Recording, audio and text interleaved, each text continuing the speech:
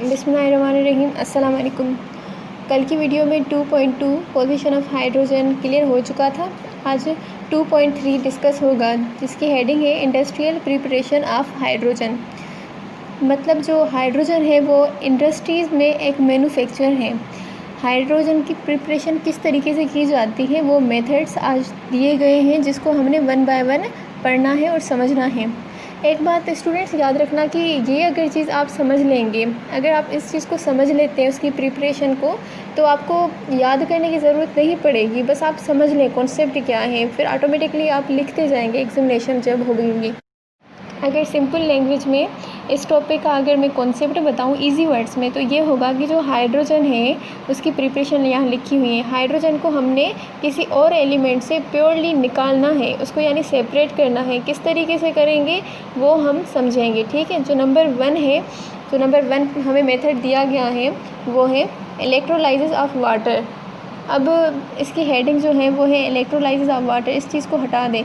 सबसे पहले यहाँ पर मेरे पास है 2H2O। क्या हो जाएगा, मतलब ये है वाटर का फॉर्मूला। अब करना क्या है कि इसके साथ जो ऑक्सीजन है उसको हमें सेपरेट कर लेना है। मतलब क्या होगा कि हमें उसका केमिकल चेंज करवाना है। उस चेंज के लिए हमें क्या करना होगा, यहाँ पर जो हेडिंग दी गई थी इलेक्ट्रोलाइसिस जी, तो हमें उसको इलेक्ट्रिसिटी अगर हम सप्लाई करते हैं तो क्या हो जाएगा, इलेक्ट्रिसिटी का अगर रिएक्शन होगा तो हाइड्रोजन अलग हो जाएगा और ऑक्सीजन अलग हो जाएगा। तो ये बन जाएगा 2 हाइड्रोजन 2 गैस फॉर्म में और प्लस ऑक्सीजन 2 ये भी गैस फॉर्म में। तो ये ओनली वाहिद तरीका है जिससे प्योर 100% हाइड्रोजन मिल जाती हैं। बाकी भी मेथड जो होंगे उसमें हमें 100% प्योर नहीं मिलेगी, 99% प्योर ज़रूर मिल जाएंगी। ये जो मेथड है इलेक्ट्रिसिटी का, ये काफ़ी एक्सपेंसिव मेथड होता है, काफ़ी एक्सपेंसिव प्रोसेस है। यहाँ पे पाकिस्तान में ये कम ही यूज़ किया जाता है। ज़्यादातर इसको चाइना में यूज़ किया जाता है क्योंकि वहाँ पर इलेक्ट्रिसिटी चीपेस्ट अवेलेबल होती है। यहाँ पर इलेक्ट्रिसिटी काफ़ी महंगी होती है यहाँ पर, इसलिए ये मेथड यूज़ नहीं किया जाता। इसके अलावा जो दूसरा मेथड था वो है नंबर 2 पे स्टीम एंड हाइड्रोकार्बन प्रोसेस। सबसे पहले मैं आपको बता दूं कि स्टीम क्या होती है। जी, स्टीम होती है भाप, उसको उर्दू में कहते हैं भाप। लेकिन इसका जो फार्मूला है वो H2O होगा। क्यों? क्योंकि ये भी एक वाटर की फॉर्म होती है, स्टीम भी एक वाटर की फॉर्म होती है। H2O डिफरेंट टेम्परेचर पे डिफरेंट फॉर्म में आ जाता है। अगर हम H2O को रखेंगे 0 डिग्री सेल्सियस पे तो क्या बन जाएगा, वो बन जाएगा सॉलिड, मतलब आइस। अगर उसको हम रखेंगे 100 डिग्री सेल्सियस तो वो क्या बन जाएगा, वो बन जाएगा गैस की फॉर्म में बन जाएगा। अगर उसको हमने नॉर्मल टेम्परेचर पर रख देना है H2O को, तो वो वाटर की फॉर्म में, यानी वो नॉर्मल फॉर्म में जो होता है लिक्विड, उसकी फॉर्म में आ जाएगा, ठीक है। अब यहाँ पर ये बात तो समझ में आ गई कि स्टीम क्या होता है। अब रहा हाइड्रोकार्बन। तो हाइड्रोकार्बन क्या होता है, ऑर्गेनिक केमिस्ट्री में हाइड्रोकार्बन के काफ़ी सारे किस्म होते हैं, काफ़ी सारे टाइप्स होते हैं। लेकिन यहाँ पर एक सिंपल जो किस्म है, सिंपल टाइप है, वो हम ले रहे हैं CH4। CH4 का मतलब होता है मीथेन गैस, ठीक है। अब यहाँ मैं लिख रही हूँ CH4 gas plus H2O gas. अब इन दोनों का हमने करवाना है रिएक्शन। कितनी डिग्री से टेम्परेचर कितनी डिग्री होना चाहिए, वो होगा 900 डिग्री सेल्सियस। लेकिन एक चीज़ और इसमें ऐड होगी, वो इसके ऊपर ऐड होगी। जो एरो है उसके ऊपर मैं लिख रही हूँ कैटलिस्ट। कैटलिस्ट का जो फार्मूला है वो है Ni। अच्छा, कैटलिस्ट क्या काम करता है, यहाँ पर ये जो कार्बन के और हाइड्रोजन के ये बॉन्ड बने हुए हैं, ये क्या है, ये काफ़ी स्ट्रॉन्ग होते हैं, ये काफ़ी स्ट्रॉन्ग बॉन्ड होते हैं। इसको ये आम टेम्परेचर, जो ऑर्डिनरी टेम्परेचर होता है, ये इसको ब्रेक नहीं कर पाता है। इसलिए हमने इसको 900 डिग्री सेल्सियस पे भी रख दिया। लेकिन कैटलिस्ट ऐड करने के बाद वो क्या करता है, कैटलिस्ट का काम ये होता है कि वो रेट ऑफ रिएक्शन को फास्ट कर देता है। इस वजह से वो जल्दी जो बॉन्ड होते हैं वो टूट जाते हैं। अब ये टूट गया, टूटने के बाद क्या होता है, ये सेपरेट हो जाते हैं। अब जो हाइड्रोजन थी उसने हाइड्रोजन को ज्वाइन कर लिया, वो दोनों एक दूसरे के साथ मिल गई, और जो कार्बन थी वो ऑक्सीजन के साथ मिल जाती हैं। तो क्या बन गया, जब C+O मिल जाएंगे तो बन जाएगा कार्बन मोनोऑक्साइड। और यहाँ पर नीचे जो हाइड्रोजन और हाइड्रोजन एक दूसरे के साथ मिल गई तो वो बन जाएगा H2 गैस, ठीक है। तो रिज़ल्ट क्या आएगा कि दोनों ही गैसेस फॉर्म में कन्वर्ट हो जाएंगे और ये बना देंगे वाटर गैस, ठीक है। अब आते हैं थर्ड नंबर पे। जिसकी हेडिंग है by the action of steam on coal. Coal भी कह सकते हैं या कोक भी कह सकते हैं, क्योंकि कोक भी लिखा हुआ है और कोल भी लिखा हुआ है। कोक जो होता है वो भी कोल की तरह ही होता है, कोयला जिसको हम उर्दू में कहते हैं, लेकिन फ़र्क ये होता है कि थोड़ा डिफरेंट दोनों में है ही, लेकिन वो भी एक जैसे होते हैं। आप कुछ देर के लिए यही समझ लें कि कोक ही कोल है, ठीक है। वो कोका कोला वाला नहीं, ये कोल दूसरा होता है।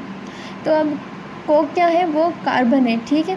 अब किस फॉर्म में है, उसकी जो फॉर्म है अब प्रेजेंट हालत उसकी ये है कि जैसे कि कोयला होता है, उसको अगर आग में आप रख दें तो वो किस शक्ल में आ जाएगा, वो बिल्कुल रेड हॉट हो जाता है। मतलब उसके अंदर ब्लैक के अंदर क्या हो जाता है, थोड़ा थोड़ा रेड होता है ना, वो जल रहा होता है।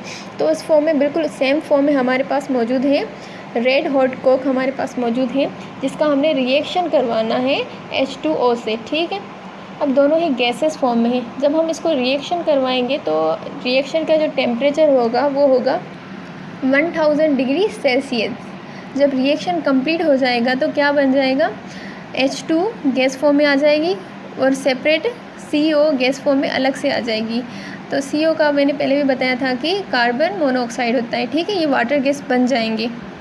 वाटर गैस तो पहले वाले रिएक्शन में भी हो गई थी। अब इसको करना क्या है, इसमें bye the action of steam में हमने करना ये है कि दोनों में से किसी एक को हमने लिक्विड बनाना है, ताकि हमने हाइड्रोजन जो है वो अलग से हम सेपरेट कर लें और हमें प्योर हाइड्रोजन मिल जाए। तो हमने करना ये है कि मेथड ये होगा कि -200 डिग्री सेल्सियस पे हमने कूल डाउन कर देना है इनको। जब हम कूल डाउन कर देंगे, अच्छा एक चीज़ और बता दूँ, जो कार्बन मोनोऑक्साइड है उसका जो पॉइंट ऑफ लिक्वेशन है वो क्या है, -156 डिग्री सेल्सियस, और हाइड्रोजन का है -252 डिग्री सेल्सियस, ठीक है। हम इसको अब टेम्परेचर जो दे रहे हैं कूल डाउन के लिए वो दे रहे हैं -200 डिग्री सेल्सियस। अब देखते हैं क्या होता है। रिज़ल्ट आ गया। अब जो कार्बन मोनोऑक्साइड गैस फॉर्म में था वो कन्वर्ट हो गया है कार्बन मोनोऑक्साइड लिक्विड फॉर्म में, लेकिन 99% सेपरेट। मतलब वो जो कार्बन मोनोऑक्साइड था लिक्विड फॉर्म में हो गया, तो मतलब समझ लीजिए कि भारी हो गया ना, तो जो हाइड्रोजन था वो हल्का था, वो ऊपर आ जाएगा और कार्बन मोनोऑक्साइड जो लिक्विड है वो नीचे आ जाएगा। लेकिन मसला ये है कि वो 99% सेपरेट हुआ है। अभी तक हमारे पास जो 100% था वो अभी तक गैसेस फॉर्म में कहीं ना कहीं हाइड्रोजन में मौजूद है। तो अब प्रॉब्लम ये है कि उसको 1% को भी हमने निकाल देना है। तो करना ये है कि जो कास्टिक सोडा होता है जिसका फार्मूला है NaOH, उसको क्या करना है, कार्बन मोनोऑक्साइड के साथ उसका रिएक्शन करवा देना है। रिएक्शन कुछ इस तरीके से करवाना है कि ऊपर से हम उसको स्प्रे करेंगे, ठीक है। वो जब रिएक्शन हो जाएगा तो रिएक्शन के रिज़ल्ट में HCOONA, इसका मतलब होता है सोडियम फॉर्मेट। तो सोडियम फॉर्मेट की शक्ल में वो बन के निकल आ जाएगा, ठीक है। समझ गए बात। अब जो 1% भी था वो भी निकल गया, तो हमें प्योर 100% प्योर हाइड्रोजन गैस मिल गई है हमें ऊपर से। This is called liquefaction method, इसको ये कहा जाता है। अब जो फोर्थ हेडिंग में हमें मेथानल प्रोसेस के बारे में पढ़ना है, उसको समझना है कि मेथानल प्रोसेस किसको कहते हैं। तो सबसे पहले मैं ये बता दूं कि मेथानल किसको कहते हैं। पुराने ज़माने में मेथानल कहते थे मिथाइल एल्कोहल को, ठीक है। मिथाइल एल्कोहल के बारे में चैप्टर नंबर जो 9 है केमिस्ट्री का क्लास 12 में, उसमें डिस्कस होगा। लेकिन यहाँ पर मैं छोटी सी बात आपको बता दूँ कि इनका जो यूज़ होता है वो ज़्यादातर कलर को हल्का करने के लिए होता है। जैसे कि नेल पॉलिश होती है तो उसमें जो रिमूवर होता है उसमें ये ऐड होता है, ठीक है। इसका जो फार्मूला है वो है CH3OH, इजी फार्मूला है। अब हमें करना ये है कि इस फार्मूले के साथ यानी मेथानॉल के साथ रिएक्शन करवाना है हाइड्रोजन का, ठीक है। और रिएक्शन का जो टेम्परेचर होगा वो होगा 250 डिग्री सेल्सियस। अब रिएक्शन के बाद जो रिज़ल्ट आएगा वो होगा CO2 गैस फॉर्म में convert plus 3H2 gas form में। 3 इसलिए लिखा है क्योंकि ये बैलेंसिंग इक्वेशन के लिए लिखा गया है, ठीक है। अब ये क्या हो जाएगा, ये गैसेस फॉर्म में नहीं रहेंगे, फिर ये हो जाएगा कि कार्बन डाइऑक्साइड बन जाएगा। फिर ये तो गैसेस फॉर्म नहीं होते हैं, तो इस वजह से जो CO2 था वो नीचे की तरफ आ जाएगा भारी बन के, और हाइड्रोजन ऊपर की तरफ चला जाएगा। तो इस वजह से भी हम इजीली यहाँ से सेपरेट कर सकते हैं। अब बात करते हैं फिफ्थ मेथड की। फिफ्थ मेथड की जो हेडिंग है वो है thermal decomposition of hydrocarbon. Hydrocarbon के बारे में तो मैंने स्टार्टिंग में ही बता दिया था कि वो क्या होता है। हाइड्रोकार्बन का जो फार्मूला था वो था CH4 यानी मीथेन जो गैस होती है, ठीक है। अब समझना ये है कि थर्मल और डिकम्पोजिशन किसको कहते हैं। थर्मल कहते हैं हीट को, थर्मल की मीनिंग हीट होती है और डिकम्पोजिशन की मीनिंग होती है ब्रेक डाउन करना, तोड़ देना, ठीक है। मतलब ये होगा कि by heat break down of hydrocarbon, मतलब हीट के ज़रिए तोड़ना है हाइड्रोकार्बन को। अच्छा, यहाँ पर एक चीज़ इम्पोर्टेंट है जो मैं आपको बताती चलूँ कि थर्मल के भी 3 टाइप्स होते हैं। जो नंबर 1 होता है वो थर्मल होता है जो अभी हम डिस्कस कर रहे हैं, और जो सेकंड होता है वो क्या होता है, वो इलेक्ट्रो होता है, इसका मतलब होता है इलेक्ट्रोलाइसिस जो फर्स्ट में डिस्कस किया था। और जो थर्ड होगा वो होगा वाटर, वाटर का मतलब होता है हाइड्रोलाइसिस, ठीक है, हाइड्रोलाइसिस।